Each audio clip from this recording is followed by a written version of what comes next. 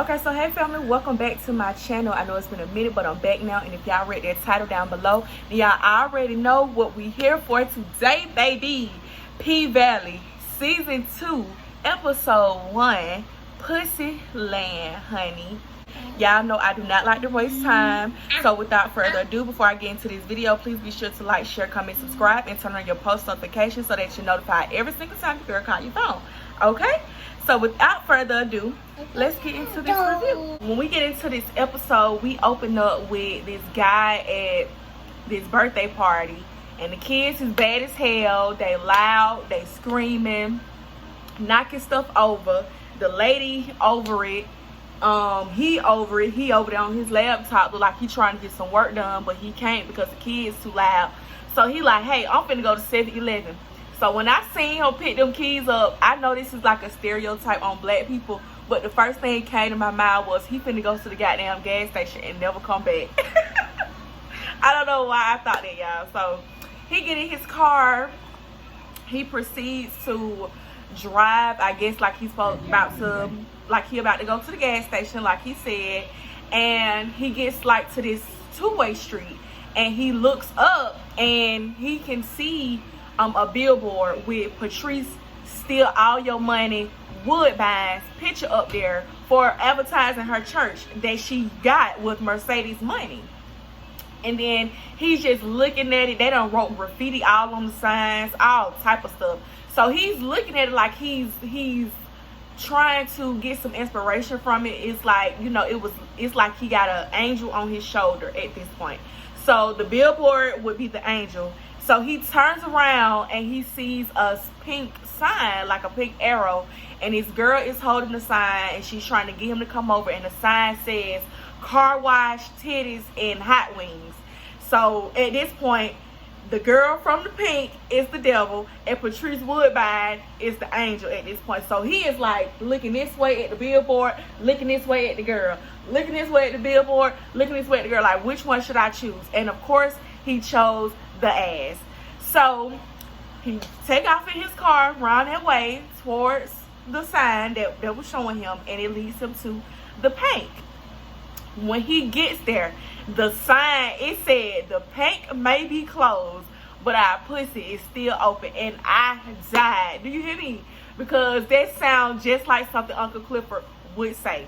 So he pull in his car, and he see Autumn and Big L standing outside at the booth. He come through, you can see where it says like car wash services, a hand job is $30, detailing $50. The Mercedes experience was what, $100 and something. So of course he say, make this thing look like a Mercedes, make it feel like a Mercedes, okay? He asked Autumn, is she dancing? And Big L, old stupid ass, gonna say, you don't want to see her dance. So he's intrigued, honey. Autumn tell him, you better roll your windows up because it's about to get wet around here, baby. And that's just what happened, okay? He rolls into the car wash, and when he gets on the inside, I don't know what I was expecting to see on the inside of this thing, but they did the damn thing, okay? They did what needed to be done, okay? He rolled up in there, y'all, and it honestly looked like a car wash. It just had girls on the side. The girls was up there dancing, getting their life. Baby, he is so into it. He started touching on himself. He see Uncle Clifford come out, and basically Uncle Clifford does the introduction. She introduces basically his experience to him about what he's about to experience. So he going through, he see the girls dancing. Another girl was up in the back bend. Then we get to Miss Mercedes, honey, and Miss Mercedes got up on that pole. It was a pole attached to a bull, and she was working that thing, baby. She was working it. We just see ass and titties and coochie, ass and titties and coochie, the whole 9 yards. I was like, oh my goodness, they is just opening up the show with a bang. So he enjoying himself so much, baby. He done started giving himself a hand job and done messed around and busted on his whole car console in the middle. Uncle Clifford come and knock on his window, give him some weed wings, and give him a thing of Clorox. And I said, you gonna give him the whole container of Clorox? Because baby, when they turned the camera, he needed the whole thing of Clorox because his whole dashboard was soaked in nut, okay? I said, baby, welcome to the prank, honey. They opened this episode up the right way with a bang. So after Mercedes give her dance or whatever and made the man bust all on his car, honey, she go to the back and she sit down, pull her wig off, and baby, when she let out, when she pulled that wig back and let out that, baby, I felt every bit of that, because that used to be me when I used to get home from work and take my wig off. Y'all see I got my braids now, they finna come down. These my vacation braids, but I be feeling the same way when I come home and I take that wig off. Taking your wig off is equivalent to coming home and taking your bra off. The girls that get it, and the girls that don't. Autumn come back there and she bring her some ice because Mercedes been having some pain in her shoulder. So Autumn is like, you know, it's been 5 months and you still in pain. I'm gonna make you a doctor's appointment. And Mercedes like, I'm good. I said I was good. You know, of course, she wanna be big and bad. So she like, I'm good. So she give her the ice pack or whatever. They sit down and here come Uncle Clifford. Mercedes and Autumn, where y'all hoes at? We got another one. Baby, they so tired. They woke out, honey. They tired from being wet out there. They damn car wash, baby. They ready to take them damn soggy ass boots off and lay down somewhere, honey. So I guess the night is over for the girls, and Mercedes is walking out the door. And when she walked out, they got a whole damn office set up outside, like literally outside. Like no roof, no walls. It's outside. It's like a fucking campsite. But she come out there and they get to arguing over the cut, because everybody's getting an equal share, including Big L. And Mercedes is like, I don't even understand why Big L is getting a cut, because he ain't even out there popping his pussy. So I don't understand. Then her and Toy going back and forth. They finna damn fight, because she was saying that Toy and Mercedes do the same thing. And Mercedes said, what I do and what Toy do is two completely different things. And I am with Mercedes. Autumn, you dead wrong for trying her like that, because y'all know Mercedes be out there putting that work. Anyway, so Mercedes says she just feels like she needs a raise. And in the midst of this, we see her looking at her account. Look at that baby back there, y'all. We see Mercedes looking at her bank account, and it's in the negative. Miss Mississippi and Lil Murda video shoot on the TV, and basically everybody, Mercedes like, how things have changed, you know. I guess after the whole situation from last season with her pulling the gun on Diamond, everybody at the prank is upset with Keyshawn because she pulled the gun out on Diamond. And like Uncle Clifford said, she pulled the gun out on Family. Like, you can't do that. She crossed all lines. Like, her loyalty, like, where do it lie? You get what I'm saying? So Uncle Clifford going to the office, and she see Autumn and Big L in there looking at some paperwork, and she like, what's going on now? They look at the paper, and Big L tell her that they've been denied for the relief loan or whatever. So Autumn asked Uncle Clifford, how much of that money that I gave you is left? And she's like, maybe like $25K. She like, how the hell you only have $25K left when I left you like $100,000? I'm not understanding. So she like, she basically had to take care of the girls during the pandemic to make sure they didn't have to sell their ass to keep no cash, just like that. So she's like, and how much did that cost? She like, $55K. She like, okay, so how did $55K jump down to $25K when it was initially like $119,000, she said. So she was like, you don't know what it costs to uphold the business and stuff like that. And you know, Autumn is just putting it in her face, you know, that I'm the owner. What I say goes at this point, and me and you are partners. So stuff like this, I need to be in the know about. They look up on the TV, they see that the mayor done passed away. Mayor Goddaddy done passed away from coronavirus. So now one of the Cow brothers is now the damn mayor. Oh Lord, what does this mean for the casino situation? Because y'all know they had to fight against that last season. So now Uncle Cliff is like, okay, now she got to go and get into some more shit, because Mayor Goddaddy done went and died on and left the city in the most racist people hands that it could ever be. See a lady coming home from work. She has on her scrubs like she's been working in the hospital. She come in through the basement. She take her clothes off, put it in the hazmat bag, dispose of it, take her a shower, and she goes to look in the fridge and it's no milk. So she goes upstairs. Well, she calls somebody first. They don't pick up, and then we see her like walk to the alleyway and look up the steps, like trying to like up from the basement. I'm like, what the hell is going on? So she walks up the steps and we see Andre playing the game, and she's like, you forgot to go and buy milk and stock up my basement fridge from when I get off work.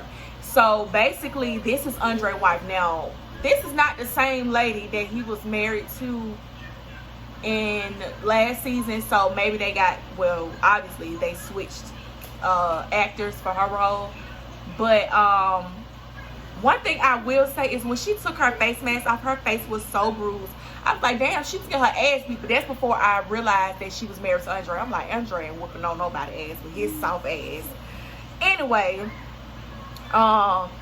she telling him like, you forgot to stock my fridge. I'm not trying to get you sick by having to walk all the way up here when you know what I'm having to go through every day. He get a phone call. Well, basically, she see text messages on his phone from Eloise and Haley. And she's like, who's Haley? He get up and he comes snatch the phone from her, and he called Eloise back. And she basically gives him the news about his godfather passing away. And she wants him to come down to Chucalissa to basically pay his respects. And the wife is yelling and screaming and crying, telling him, no, like, I said no, you cannot go, because she is so traumatized from working in a hospital and seeing so many of her patients pass away. But Andre reassures her that I'm not going to the funeral, but I have to go and pay my respects. This is my godfather. And I was thinking the same thing, like, how you gonna tell this man not to go pay his respects for his family member? Are you crazy? Get there early, because you know how niggas is. And the way she said it, I was like, ugh, okay. Then we get to see Miss Patrice steal all your money, then open the church up with it, Woodbine, outside having a food bank. So she got cars lined up and she's passing out food boxes. She's also giving them a CD. I guess this mama done went and recorded her a gospel CD, honey. And she is pushing it to the people, honey. We see it scanned to like the food box, but now we're at Lil Murder's house. So him and DJ Never Scared in the kitchen basically going over the song or whatever. And Lil Murder is like, something is not sounding right in the beat. Like, it sounded a little bit too twinkly for me. So he get a pan and he gets a bucket. Now, if y'all don't follow, what's his name? Alphonse, that's his name.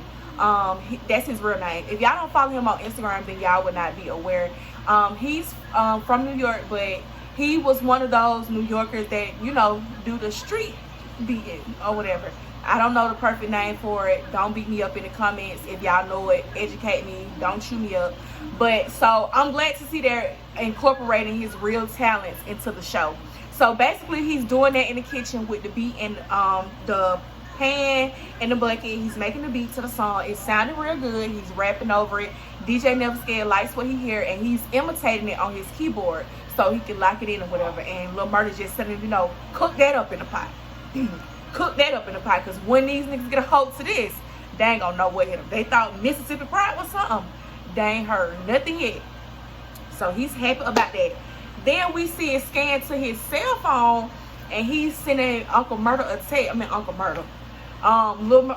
Clifford a text, and he's like, you know, it's been months ago since this situation happened. Like, you know the situation, you know the business. Like, you still ignoring me? He scrolled all the way up, baby. It's been 5 months. The last text message he sent, Uncle Clifford sent to him, was about murder night. Him coming and doing good at murder night. And then we see where he done text Uncle Clifford and told him he was sorry after the situation. Sorry. I do not mean to mislabel her. He was telling her that he was sorry for everything that went down. So then we see him, somebody knocking at the door. He come put his face mask on. He go outside. It's the weed man. So the weed man got on the face mask. He got a face mask, and they making this exchange. But in the midst of this, a blue car come rolling down the street. So Lil Murder is clutching at this point, because he like, why these niggas creeping up in my spot? And he rolled the window down, and the nigga in the front seat basically asking him like, you know, when you dropping some new music? And he like, soon, real soon. But in the midst of this, it's somebody in the back that's like looking out and peeking at Lil Murda. And I'm like, I'm not getting a good feeling from this guy. Like, what is this about? But we pull off, and I just pray this is not no mess, because we do not need Lil Murda in no beef, okay? I like Lil Murda. I like Lil Murda. So it's the next morning, and Autumn is in there in her room, and she is waking up out her sleep because Mercedes is in there in the room with her dang on vibrator, going to town, honey, making all type of noises. So she go cut the music up so that she can't hear it, but it's not working. She go cook some breakfast, and finally Mercedes come out the room with her dog Blackie Mile, and she tell her, you know, all this time I call myself being celibate, and man end up going to jail over some BS and all this crap. And she like, soon as this mess over, me and Maine got some unfinished business to handle. I said, child. She said she don't even know what a real look like no more if it ain't purple and plastic. I said, oh my goodness. Y'all into that stuff? I just can't seem to get into like vibrators and dildos and stuff like that. I just can't seem to get into it. I can't even think of myself for real. I can't. It make me squeamish, child. I don't know. In the midst of them talking or whatever, she getting ready to head out. She like, you ain't gonna eat no breakfast? I asked Mercedes, you ain't gonna eat no breakfast? She said, I got some Henny, a blunt, and what she said, Henny, a blunt, and something else on her stomach. That's all she need. I said, girl, she gonna be out there working out and be done passed the hell out. They started talking about club stuff, and Autumn say that she gonna give Mercedes a raise. She know that she's been working hard, but she's also thinking about doing auditions for new girls. And Mercedes is completely against it because y'all know she do not know new friends. And Mercedes, well, she do not need no new friends, no new blood, as she says it. We don't need it. We already struggling over one pot at this drive-through strip club we got going on. We do not need to be trying to cut it no more other ways with no other females talking about bringing in other girls. But by Autumn having a business mind, she's like, more girls equals more money. So she's gonna do what's best for the business because, like I said again, she owns it, or her and Uncle Clifford are partners. So that's just what she'll do. She don't need Mercedes approval on nothing, but it's cool that by them being friends and them being homegirls. And did I not mention that Autumn lives with Mercedes now? Look how far they came. But anyway, she don't need her permission on nothing. If she want to hire new girls, that's what she will do. Okay, it's Mississippi. She in her room on the pole. She got a whole room dedicated to, you know, her pole work at this point. So this is how she getting her views up. Y'all know how this go. You go live, you get your super chats and your donations and stuff like that. They go to your exclusive website. They see exclusive details. That's what she got going on. So she come out the room after the live, and Derek is watching the live, like holding the baby in the kitchen, watching her on the live in the other room. She come out with her wig off. He telling her, you know, you got like 44 something thousand views this time. And she's like, yeah. He's like, it's more than the last time. And it seemed like he was kind of feeling away. But she like, no, you know, it's going to keep going up. And I need this because this is how I'm making my money or whatever. And she's telling you, Derek, you know, after a while, you it's only temporary. You'll be able to go back to work, and I'll be back in front of a crowd. And he like, no, the only thing you need is this room. And I was like, here he go with this controlling mess again. And I cannot believe Keyshawn is letting this white boy fuck her over like this. I cannot believe it. He's trying to keep her so contained into this box. He don't even want this girl to go outside of her room that she has dedicated to her pole work. Like, I'm not understanding. Keyshawn, you should have let Diamond off this man. You should have let him off him. Like, I cannot. Oh, she making me so upset with her. Like, baby, Mercedes is at the gym or whatever. She's talking to the girls, her dancing on video chat, and basically she telling them, you know, the city is reopening, practice start next week, but the girls is like, you know, my mom said I can't come. My mom said she ain't got no money for it. My mom said she just don't want to do it. She just want to wait until the pandemic is over. And you can see that it kind of like did something to Mercedes, because now, for one, her pockets is already feeling it. Two, I don't know if y'all can remember last season when the lady, before she had even got the building, had already told her, you know, it was not going to work out for her. So now I just feel like all of that on top of that, it's just like, dang, like the things that she did not want to happen are starting to happen because of the pandemic. And that's just showing how real things got during the pandemic. So we in the Paradise Room, and Big L and Uncle Clifford in there redoing it because y'all know what happened with the whole situation with Martavius and all that stuff. So Autumn come in there and she scared them, and in the midst of her looking over the room and seeing all the new improvements, she sees the blood spatter on the wall from when Martavius got killed that night. And she's like, I thought we painted over this or something like that. And she's like, you know, blood stains always bleed back through. And they just looking at it like, damn, like, what can we do to get rid of this? Then we flash forward to, like, these caskets.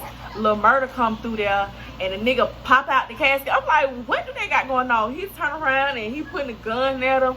I'm like, child, they got a whole lot going on. So in the midst of all that fiasco with him jumping out the casket, this his manager. I realized who it was. So he's telling him about the idea of him wanting to go on tour. And his manager is like, you gonna go on tour in the middle of a pandemic? What's gonna be the attraction, nigga? He's like, Keyshawn, aka Miss Mississippi. But they like, her nigga got her in the house all day, all night, tied up. She can't go nowhere. And Lil Murder's like, I can't believe he white. The manager's like, I know, right? Like, that's so messed up. I keep saying the same thing. I can't believe he white. And she let him bop on her like that. She should have let Diamond do something to him. Point blank, period. No more questions about it, okay? So then we see Lil Murder on the phone with Miss Mississippi while she at home changing the baby diaper, and he's asking her what she feels about the tour. And she like, ain't nobody heard from you, nothing from you since we did the video shoot. And he like, I know, I'm gonna send you your money and all that. She basically telling him like, I don't think it's a good idea to go on the tour in the middle of a pandemic. Like, no, and send me my money, goodbye. So we see her kind of like debating on it, and she starts taking diapers and stuffing them in the diaper trash can. So like, what is she doing? Like, is she making a nest? Now, if y'all don't know what that means, when a woman makes a nest, she's taking from one household and building another so that when she leaves, she is good to go to stand on her own. But in this case, I feel like she planning on leaving her baby behind. I feel like she planning on dipping on her kid and leaving the baby with Derek just so she can get away. That's what I feel like she finna do. And if you are planning on doing that, Keyshawn, you dumber than I thought. Because, girl, I would take my baby with me and go. You are crazy as hell to leave your baby behind. I hope that's not what she finna do. But she just done fooled us so many times before. I don't know what Keyshawn got up her sleeve. I am over it. The wake, we get to see Mayor Goddaddy in the casket, and Andre comes in to see him or whatever, and he fixes his chain. He's crying, he's emotional, and Eloise comes in there basically, and they're having a conversation about how the kids are holding up, and she's like, you know, the kids love their daddy. They cried so much. He got back with the last baby mama almost at the end of him passing away, and ended up having another child that's like a few months old. And they need, because the baby is not old enough to carry the casket, they need another pallbearer. So of course she asked Andre, and of course he declines at first because he told his wife initially that he was not going to go to the funeral. But you know, Eloise saying, you know, although y'all was not on good terms during the end, he did love you like, you know, you was his son. So pay your respects. You get what I'm saying? Pay your respects. So outside of the funeral home, I guess, we see Andre. He's outside smoking a cigarette, and somebody comes say, shout me down, basically light my cigarette. And it's Miss Haley. She comes walking out of there, slow walking, so he can come light her cigarette. And she's like, I see you done picked up another habit or whatever. And he's like, I can only smoke when I'm far, far away from my wife in Atlanta. And Haley's like, your wife's so goddamn nosy. I bet she can smell it on you. So basically he tell her, you know, I thought if I seen you, I would want to slap you. And she said, don't worry, I'm not going to kill you. He said, I would be the one to kill you. She said, basically, I'm already dead. It happened in that tornado. She was like, I wish I could say that grief gets easier. It doesn't. It just changes, kind of like the clouds. And they start having this little whole bonding face-to-face moment, honey, with the chemistry. And I just said, go ahead and kiss and fuck right here in the parking lot of the funeral home. Why don't you? It's the day of the funeral, and oh my goodness, I don't think they could have picked any more of a beautiful color for a funeral color. I've never seen lime green, like a yellow, As a funeral color, like, it was so nice. It kind of like lifted the spirits. I like that.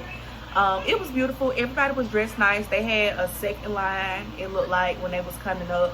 And then we see Eloise stop, and she takes out a lime green handkerchief and put it in Andre's pocket of his suit, because he had on a black suit. It's all black with like a white t-shirt underneath, a white shirt underneath. So it's time for him to pick the casket up, and they go into the cemetery, and I think it was named after him. Yeah, Ruffin Park. They bury him in the park. Y'all know the park that was supposed to get opened up. That's where they had his funeral at. So basically, the place where he was supposed to have that grand opening that day, where Uncle Clifford and Patrice Woodbine was standing out there with them damn army clothes on, that's the same place they had his funeral at, if y'all have not seen the episode. So anyway, after that, we fast forward to I wish I could remember her name, but Uncle Clifford's grandma, Miss Loretta Devine, and she telling him, come in here and watch this shit for me, because it's on the TV. So they broadcasting Mayor Ruffin's funeral on the TV, and she want him to come in there and watch for her, because y'all know she blind. So he asked her, is Mookie sitting up there on the front row? And he like, no, I see Nim, but I don't see Mookie. Nim is the children. Mookie got so many children by Mayor Ruffin, it's ridiculous. She said if you don't see Mookie sitting up down the front row, that means she stayed home to cook a good pot of chitlins, and she want Clifford to go to the repast and get her a bowl of chitlins, because Mookie know how to cook some good chitlins. I said, yes ma'am, for the chitlins.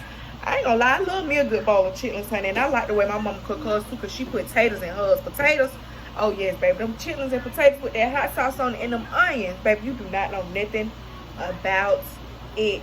I started to say, when she was kept saying chitlins, I started to say, damn, bring me back a bowl too, shit. So while they sitting there looking at the funeral, Uncle Clifford begins to get emotional, because Andre is doing the eulogy for the funeral, and it was nice. It was okay for a funeral. He basically reminisced and said how his favorite word was nigga, and what you saw was what you got, and you did not have to be his blood to be his family, or whatever. And you can hear Uncle Clifford grandma in the background saying, niggas, you gonna go get them bowl of chitlins for me or what, honey?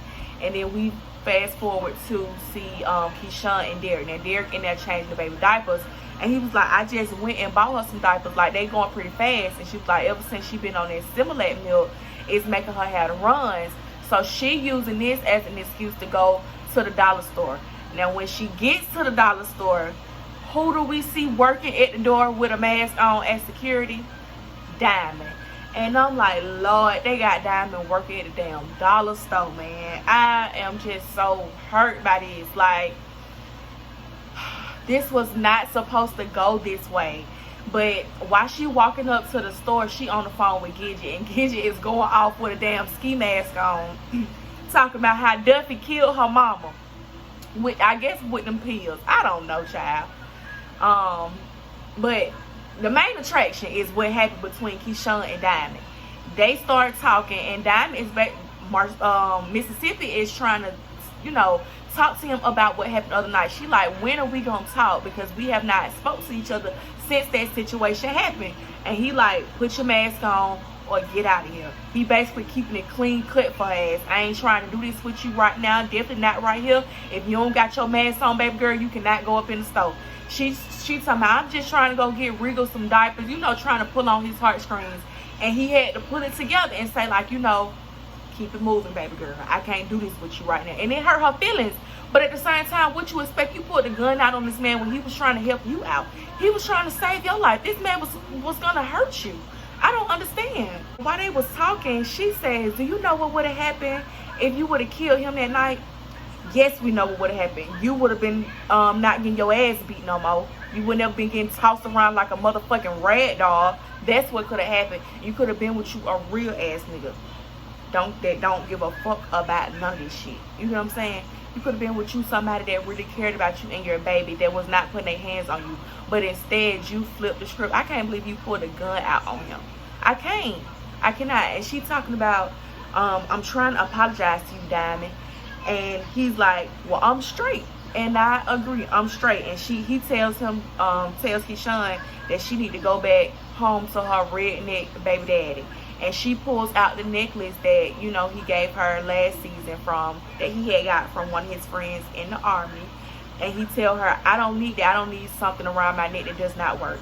And she turns around and walks away. We see Uncle Clifford show up to the repast. But first we see Andre outside talking to Uncle Goddaddy Ruffin, Mayor Ruffin's sons outside on the porch. And when Uncle Clifford come walking up, the son's like, hey, Uncle Clifford, that outfit busting or whatever. So Mookie, the baby mama, come outside when she hear Uncle Clifford out there, and he pulls out the Tupperware dish for the chitlins, and she like, you already know why I'm here. And she like, fuck you, Clifford. And she go in the house. And so they outside talking, Uncle Clifford and Andre outside talking, basically asking him like, what bring you back into the city and all that.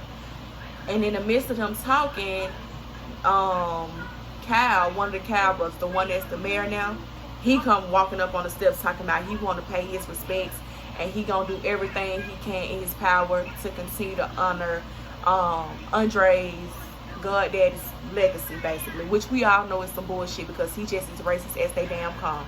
Mookie come back out with the chitlins, and Uncle Clifford say her goodbyes and she leaves. The baby Regal starts crying, and Miss Mississippi comes in there and gives the baby a bottle, but she don't want it because she wants the breast. She's used to being breastfed, but Miss Mississippi is trying to wean her off of the boobs and trying to get her on the bottle more frequently. And she's telling her it's gonna get easier, it's gonna get better day by day. And I can see on her eye it's bruised. And I'm like, you was just telling Gidget how y'all was on good terms, and now he's back popping you upside your head again, girl. So she climbs over inside of the crib with Regal, and she just rubbing her back, and she starts telling her, you know, it was a little girl like you, her hair was much long, like yours gonna be. But she couldn't wait for hers to grow, so she went to the beauty supply store and got some long bundles, so long that they fell to the floor because her mama locked her up in the room or whatever. And she's crying, and she's touching on her necklace or whatever, just sobbing next to the baby.